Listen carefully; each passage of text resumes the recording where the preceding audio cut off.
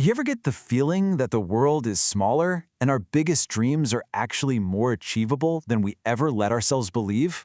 Well, we're about to dive into a story that proves exactly that.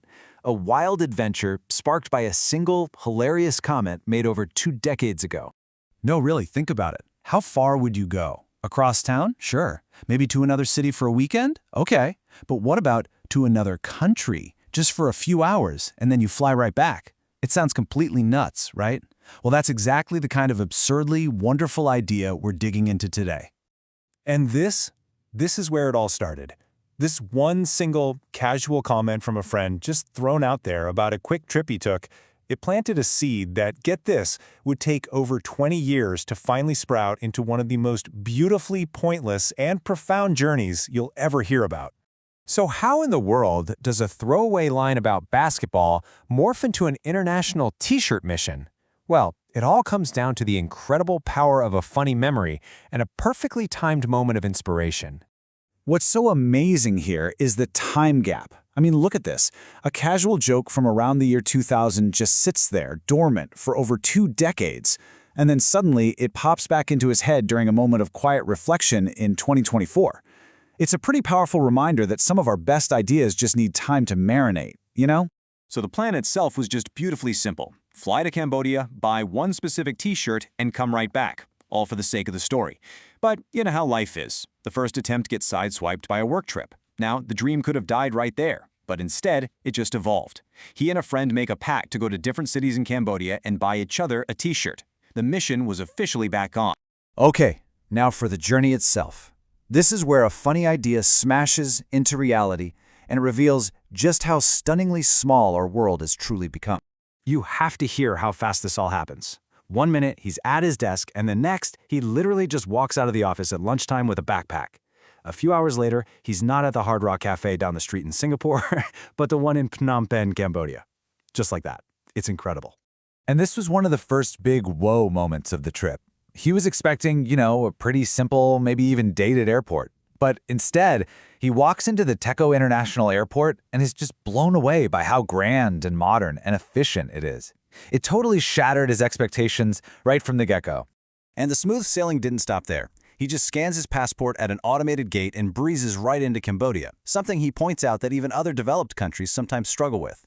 Then, while waiting for a bus that never shows up, he strikes up a conversation with some fellow travelers, and they all just spontaneously decide to share a tuk-tuk into the city. I mean, what a perfect way to start. So, the t-shirt mission was a success, but the journey was far from over. See, he had last visited this city 16 years ago, and he was about to discover another side of our shrinking world, how time changes a place, and maybe more importantly, how it changes our memories of it. Oh, this part is just so relatable. He gets hit by this wave of nostalgia. So he's walking the old streets, trying to find the guest house he stayed at on his last trip. He's searching for a little piece of his past, but a quick check on his phone reveals the modern truth. The Riverview guest house is permanently closed. It's such a bittersweet reminder that sometimes you really can't go back. After that, he just dives right into the modern city. He visits a massive mall, tries out the local QR payment apps, and navigates this quirky currency system where you pay in US dollars, but you get your change back in Cambodian riel. It's a city that has clearly leaped forward into the 21st century. 16 years. That's the gap between his visits. That's enough time for an entire city to transform, for a small guest house to disappear from the map, and for technology to make the world feel like a completely different place. And all of this, the easy flight, the modern airport, the bittersweet nostalgia, it all leads to the single most important realization of the entire trip. This is the real reason this whole journey mattered so much. This is the heart of it all. It was never really about the t-shirt. It was about this epiphany, this powerful realization that the barriers we imagine in our heads are often so much bigger than the ones that actually exist. What once seemed like a massive, complicated trip was, in reality, as simple as deciding to leave the office at lunchtime. And this is what he was really breaking through. Subconscious mental blocks. We all have them. It's that little voice that whispers, "Oh, that's too far," or "That's too complicated," or "I could never do that." This trip was proof that sometimes that little voice in our head is just plain wrong. So with this powerful new perspective, it was time to wrap things up and head home, bringing the whole story full circle right back to its wonderfully silly origin. And the end of the trip is just as random and charming as the beginning. He has to spend all his local currency before leaving, so what does he do? He goes to a local theater to watch the movie Anaconda and then spends his very last bit of cash on some Naga bomb at the airport. A grand adventure ending with the most normal of errands. It's perfect.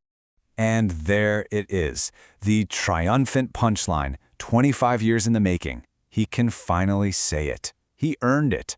The journey is complete, and now he owns the story he set out all those years ago to create. So as we close out this fantastic story, the question really flips back to you. This journey shows us that some of the biggest adventures are just on the other side of a mental block that we've built for ourselves. So what's a small, maybe absurd, or just plain wonderful thing that you've told yourself is too hard, that maybe, just maybe, isn't?